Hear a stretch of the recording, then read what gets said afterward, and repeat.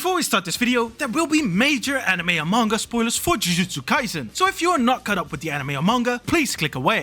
Aight, Satoru Gojo. Throughout heaven and earth, he alone is the honored one, the strongest sorcerer of today. On surface level, you would think Gege Akutami wrote Gojo as a one-dimensional pinnacle of strength, and if you don't look for anything deeper to him, that is just what he is. Good at everything he tries, funny, cool, extremely good looking, and again, most importantly, the strongest. From the moment he is introduced, most people thought he was just gonna be another overpowered mentor, mostly used as comic relief and as a plot device to come in to save the day when the main characters find themselves up against someone or something they can't quite handle yet. But the more you look into him, the more you start to notice he is far from one-dimensional and becomes rather complex. The way he grew up, how his characters and morals came to be, and how that translated into the man he is today. And once we break that all down, it becomes really clear that Gojo as a character is actually really tragic. So for this video, we will have an in-depth look at Satoru Gojo, his childhood, what and who shaped him to be the way he is today, his complete isolation, the importance of his fight against Sukuna, and his final moments. But let's start at the beginning. The instant Satoru Gojo was born, the power balance of the world shifted. Being born in the Gojo clan and not only inheriting the clan's limitless technique, but also manifesting the Six Eyes. Now the limitless can be inherited by anyone in the Gojo clan, but the Six Eyes are a whole different matter. This innate gift manifesting only once every several hundred years. Satoru Gojo being the first one in 400 years to be born with both the limitless and the Six Eyes. First, obviously, with him being a child prodigy, with an insanely rare combination of a gift and a technique, Gojo was put on a pedestal, with most people viewing him as their savior, putting responsibilities and the weight of the future well-being of Japan on his shoulders from the jump. Or the other side of the spectrum, viewing him as the enemy, a thorn in the side of curses and curse users alike that just wanted to run rampant. So, as you would guess, Gojo was the victim of numerous assassination attempts, having constant bounties put on his head from the moment he existed. This, paired with people needing him to be the messiah of the new age, meant he probably grew up sheltered inside of the Gojo clan's compound, until he was fit to fend for himself, getting praised every day because of how gifted he was at everything he did by everyone around him, meaning he grew up pretty lonely without any kids or friends to relate to. So it becomes really clear how Gojo developed his egotistical worldview, his overconfident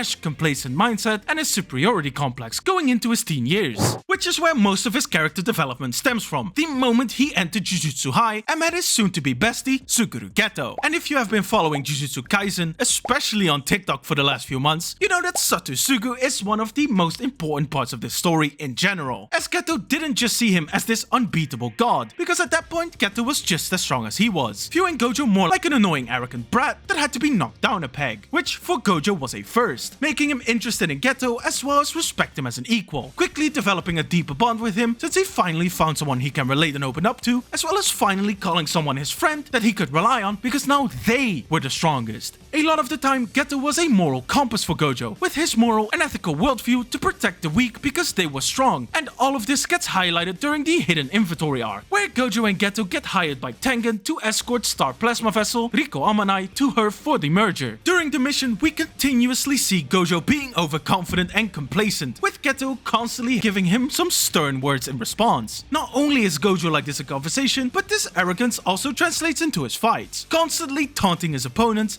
and not taking it that serious. Case in point being his use of reverse curse technique Red, which he jokingly tries to use but is unable to do yet, with his response afterwards being like, well, I can't do that yet, oh well, I'll just master it when I need it. But throughout all of this, we do get to see some change in Gojo, most notably during the beach scene and when him and Geto discuss Amanai's fate. During the beach scene, not only do we get to see Gojo let loose a little and have fun with all of them, but after Geto confronts him about using his Six Eyes and curse technique without sleep for 3 days straight, he tells Geto to not worry and that they will be fine because Geto is there too, meaning Gojo fully trusts and feels safe with Geto around because they are the strongest. As well as when they are discussing Amanai's fate, it is Gojo that proposes they call off the merger if Amanai doesn't want it to happen, perhaps being the beginning of Gojo protecting his youngers, wanting them to grow up and live their best lives, aka something he never got to do because of his importance and status. But when suddenly, for the first real moments, he lets his guard down for even a second, his whole worldview gets flipped upside down, as all of that overconfidence, all of that incredible power and gifts he possesses are cut down by Toji Fushiguro, brutally cut down and basically murdered if it wasn't for him on the verge of death finally grasping RCT to heal himself. But after this, what is the first thing he does? Check if if Amanai or Geto are safe, call for backup. Nah,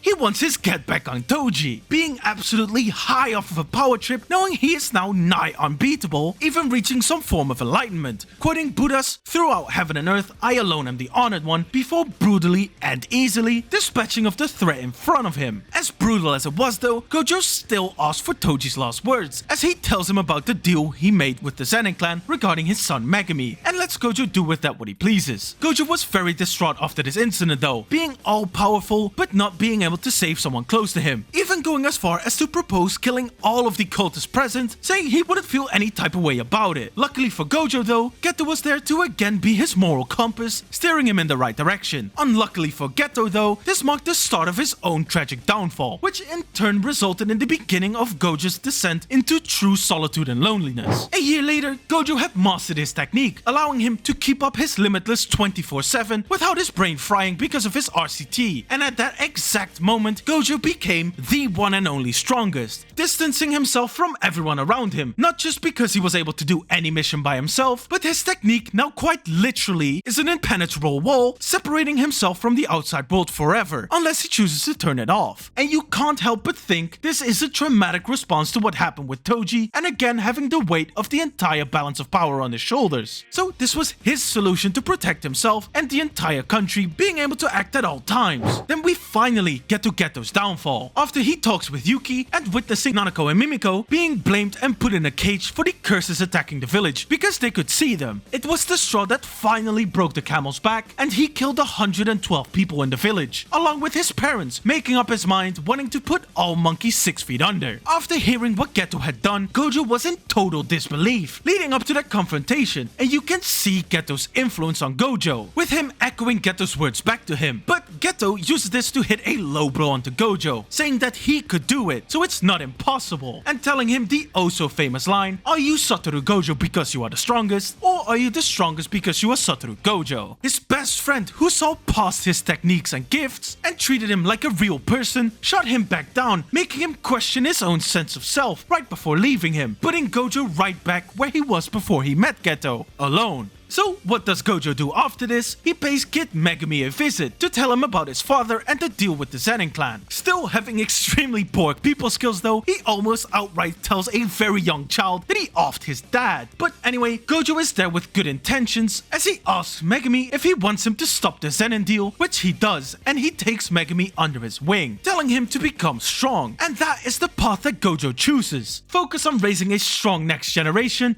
that can rise to his level. This path, I believe, stems from a few main things. He wants these kids to grow up and go strong together so that they don't have to live a lonely childhood like he did, any friends or people to connect with. And a more selfish reason being that he wants them to rise to his level so that he himself will finally have someone reach him again, to be understood by someone again. That's why he's rescuing and protecting these kids with immense potential, and that if he were to be defeated somehow, the balance of power wouldn't collapse in on itself and spell the end for humans in Japan. So when later Geto puts these same kids he is nurturing and protecting in danger during the night parade of 100 demons, he has to make the impossibly hard decision to finally put an end to Geto by putting his ideals and priorities over his best friend's life. And Gojo sticks with these ideals when a year later he saves Yuji, Sukuna's vessel, from execution and has Megumi attend Jujutsu High as well to nurture and train them both. But again, he was unable to save someone important to him, and this time it was the person most important to him. So when plans that have been in motion for 100 years come to a head in Shibuya sometime later, Gojo again takes on his role as the strongest and heads into Shibuya alone to deal with it, having everyone waiting outside on standby. And while yes, Gojo again is fully in his element and comfort zone in his fight against the disaster curses, being his overconfident battle crazy self, it all comes crashing down when the prison realm gets thrown in front of him, and he comes face to face with his deceased best friend, who he personally killed a year prior. And because his godlike gift, the 6 eyes, fail him and tell him that it really is Geto, he lets his guard down and lets his mind wander, recalling the 3 years of his youth where he finally felt like a real person because of Geto. As then the prison realm requirements are met and Gojo gets trapped, Gojo demands to know who he is because he knows deep down that this is not his best friend, which it ain't. Kenjaku was able to steal Geto's body because Gojo didn't have Shoko get rid of the body after he killed him. Gojo calls out to his best friend one more time, asking him if he's gonna have himself used like that, to which Geto's body's muscle memory instantly kicks in, trying to choke the life out of himself to protect Gojo. But it is to no avail, as Gojo is then sealed away. Initially inside of the prison realm, Gojo again acts like his usual careless self, saying it'll all be fine and that he has faith in everyone. But unbeknownst to him, without him being there, it all goes to shit and reinforces everything that has been said about him, that he alone is the strongest, and with him gone, the balance of power has shifted to the other side, throwing the country and the Jujutsu world on its head. And again, even though he remains all-powerful, he is unable to protect those dear to him, because after he gets sealed, well, let's run it down real quick. Sukuna rampages through Shibuya and kills thousands. Nanami dies, Nobara supposedly dies, many get gravely injured, Yuji's execution is back on, Yaga dies, Kenjaku starts the culling games, Sukuna takes over Megami's body, Sukuna and Kenjaku team up, Yuki dies giving Kenjaku control over Tengen, and Sukuna is now pseudo full power combined with full control over Megami's body and his 10 shadows. So when the main cast manages to find a way to unseal him, what is the first thing he does? He wants to get his get back on Kenjaku to lay his best friend's body to rest. Unfortunately though, Sukuna in his adopted son's body stops him, and they agree to run them once on December 24th, aka Geto's death anniversary. But anyway, let's get into his fight against Sukuna and why I think there is a lot of meaning and symbolism to this fight. Obviously, he wanted to save his adopted son Megami, but there's a more selfish and personal reason for his fight against Sukuna. Gege masterfully wove this into the fight, as throughout you see the phrase, the loneliness that comes with unrivaled strength. And I feel like that's the whole point of this fight from Gojo's perspective, to be viewed as Satoru Gojo by someone of equal strength that wouldn't just reduce him to the strongest. But throughout the fight, Gojo isn't getting that. Yes, he is smacking Sukuna around, like a lot,